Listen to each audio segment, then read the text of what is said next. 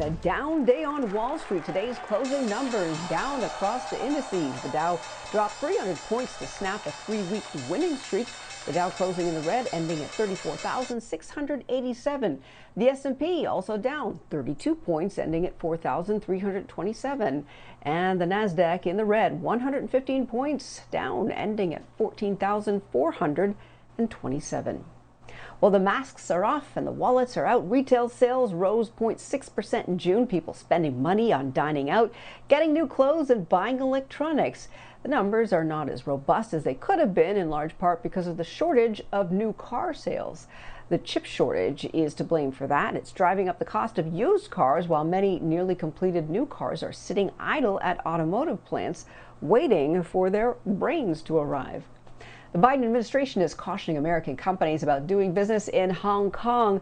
The move comes as China tightens its grip on the former British colony. The warning cites the risk of electronic surveillance without warrants. Additionally, the government of Hong Kong can force American companies to turn over sensitive information about their business and even their customers.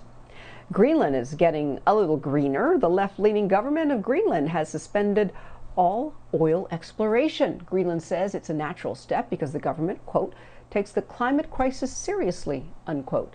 The U.S. Geological Survey estimates there could be as much as 17.5 billion barrels of oil and 148 trillion cubic feet of natural gas off Greenland's coast. They're now focusing on renewable forms of energy. As the national economy comes roaring back from the pandemic, there's one major problem facing many companies: not enough workers. Brenda Arnold is a regional vice president of global talent solutions firm Robert Half International, and she tells us what companies are doing to attract and retain employees. Well, according to our survey, the future looks very bright. In fact, half of the managers surveyed indicated that they planned on adding to their staff between now and the end of the year. So that's really good news. Because of the candidate shortage, some clients or companies that originally would have the role on site are now considering offering a hybrid schedule so that they can offer more flexible work options. Signing bonuses are back, and the conditions of the signing bonus will vary from company to company, but basically it's when a company will offer a cash bonus if an employee agrees to accept their job offer. Sometimes there's conditions where they may have to be employed for a certain amount of time before the bonus is paid out. But sometimes it's immediate. Definitely a job seekers market.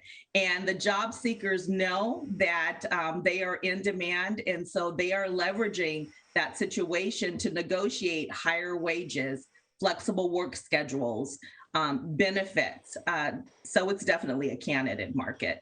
So it's not just about dollars and cents. Job seekers are also concerned about company culture.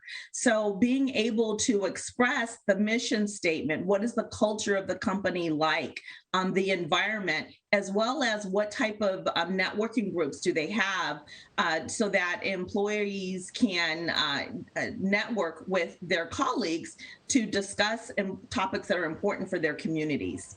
Well, during the pandemic, there was a lot going on. And so mental wellness is also very important. So these affinity groups give the employees an opportunity to come together and communicate, to hear from their other employees. So it's just a safe place to come together to discuss what's important to the employees.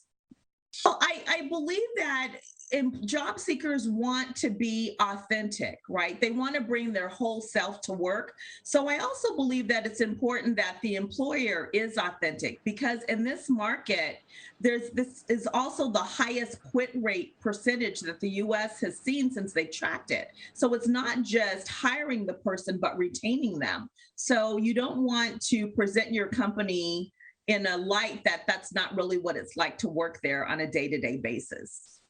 I've been doing this over 25 years, and one of the hugest mistakes that companies are making is taking too long to hire.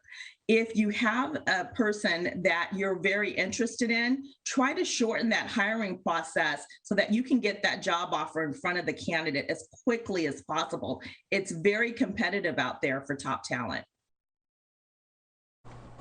And according to Robert Half International, the hiring boom will continue through the end of the year.